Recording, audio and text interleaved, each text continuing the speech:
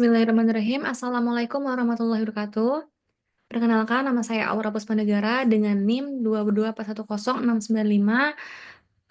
dengan mata kuliah penyusunan kontrak kelas L. Di sini saya membuat video untuk mengumpulkan tugas mengenai penyusunan kontrak terkait pembuatan kontrak. Di sini saya membuat kontrak perjanjian jual beli kayu. Nah, perjanjian itu perjanjian yang saya buat ini adalah perjanjian di bawah tangan, yakni tidak otentik, yang dimana hanya ada dari kedua belah pihak saja dan tidak disaksikan oleh siapapun itu. Nah, untuk perjanjian sendiri itu terkait syarat sah perjanjian itu ada di pasal 1320 KUH Perdata, yakni yang pertama itu adanya kesepakatan, lalu adanya kecakapan para pihak, lalu mengenai suatu hal yang tertentu, dan adanya suatu sebab yang halal. Nah, dalam perjanjian ini adanya kesepakatan ditandatangani perjanjian jual beli kayu oleh antara. Lalu sesuai dengan asas konsensualisme yang dimana mereka ini terbentuk suatu perjanjian dikarenakan adanya perjumpaan kehendak atau kesamaan kehendak dan dan berbentuk tertulis. Lalu sesuai dengan asas kebebasan berkontrak yang dimana perjanjian dibuat secara sah dan berlaku sebagai undang-undang bagi mereka yang membuatnya. Baik, langsung dimulai saja daripada isi kontrak yang saya buat. Yang pertama di sini ada judul yang saya buat ini mengenai perjanjian jual beli kayu. Lalu untuk pendahuluannya di sini ada pada hari ini di Kulon Progo Kamis tanggal 18 Agustus 2024 dibuat dan ditandatangani perjanjian jual beli kayu oleh dan antara. Lalu lanjut di sini ada komparisinya, yakni Doni selaku pihak pertama.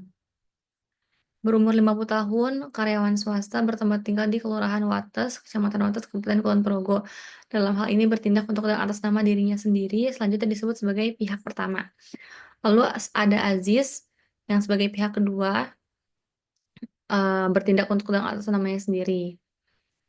Lalu di sini ada operative part atau recitals, penghubung antara komparisi dengan isi yang menyatakan bahwasannya mereka berdua bersepakat untuk mengadakan ikatan perjanjian jual beli yang diatur dalam pasal-pasal sebagai berikut. Ini udah mulai masuk ke isi klausul-klausul perjanjian.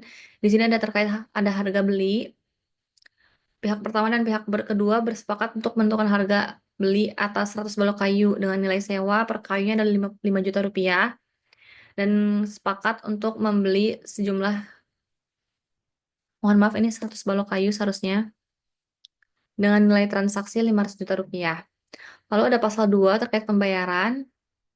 Pembayaran pertama ini atau DP, down payment itu dibayarkan 1 juta setelah dilaksanakan perjanjian ini dan sisanya itu akan dibayarkan paling lambat 1 bulan setelah perjanjian dilaksanakan yakni 18 September. Karena pada awalnya perjanjian ini dibuat pada tanggal 18 Agustus 2024. Lalu pihak pertama yang terkait pemeriksaan kayu bahwasannya kayu ini yang berkualitas baik di lokasi pihak pertama. Lalu terkait pengiriman kayu menggunakan pihak ketiga. Lalu ini terkait pasal force majeure atau keadaan memaksa. Pengiriman balok kayu sepenuhnya menjadi tanggung jawab pihak pertama.